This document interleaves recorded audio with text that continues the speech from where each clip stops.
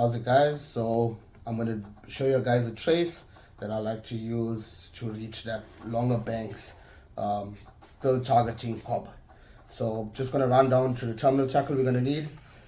Favorite hook for this specific trace, Berkeley Fusion 80, 90, perfect. It's going to be Oki bait on this. So for this trace I'm going to use the 80. So a size 2 power swivel, 2 little clear beads. This is my dangle, and I'll explain to you guys how I do it and how I make it when we come closer to that part. And just a normal barrel swivel that your sinker line will be tied to. You don't need to use anything fancy or expensive there.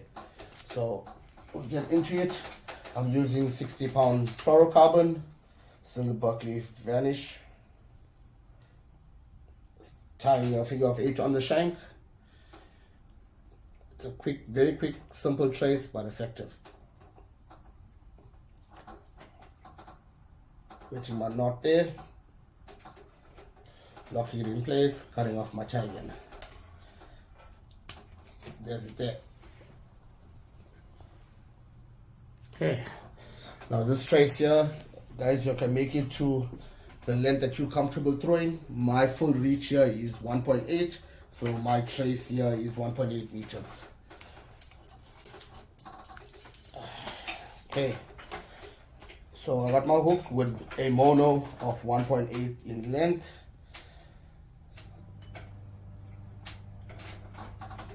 Next, I'm just gonna slide in a clear bead. That's a small clear bead.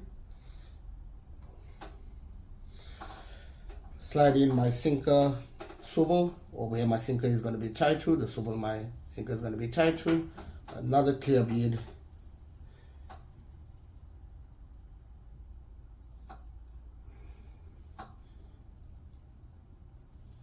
And then I'm just going to tie my size 2 power swivel with a figure of 8 down there.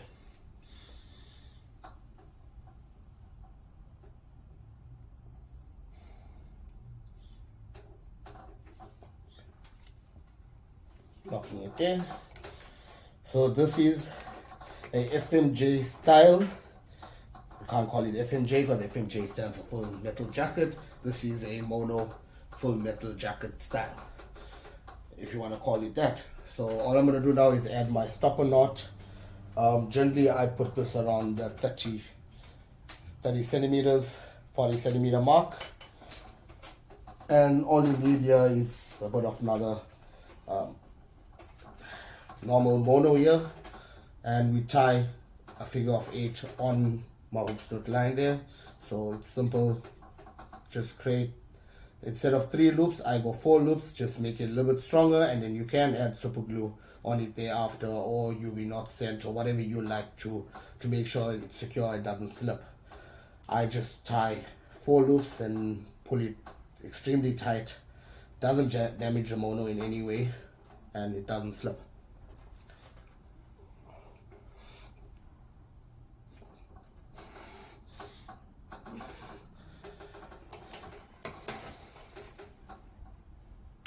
I'm just going to trim out the tag ends there, and that's it, guys. That's the trace. So let's pull it down there. That's my hook snoot down there, my stopper knot. Here's my swivel down there that I'm going to attach my sinker to, obviously being longer than my dangle. And that's it. That's the trace done. So moving on to our dangle. So you get these soft float shad bung floats at your normal tackle store. All I do is take a pair of scissors and I just carry on trimming it to the way I like it. So if you carry on doing this, cutting it in a V shape, just snipping away, you'll end up with a soft dangle like this. I just added a Dacron running through it, a small solid ring that can clip on to my sinker clip, a little bead there stopping the float from pulling over, and got a bit of Dacron sticking out there. Okay, so guys, we're just going to take our 80 Berkeley Fusion and put it through our Dacron.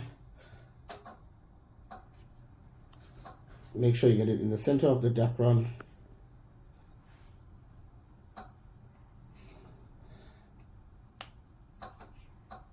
and that's how it'll sit there. So that there will be strong, that's not going to pull out, and that's your business end. So with this here, I will either put an oki bait or an upside down tentacle bait on it.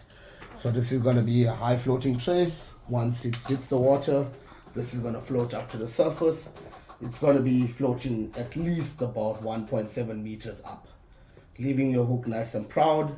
So when that cobby or whatever grabs it, it's going to get the hook in its mouth. So guys, this is my long distance throwing oki upside down tentacle bait trace. Thanks.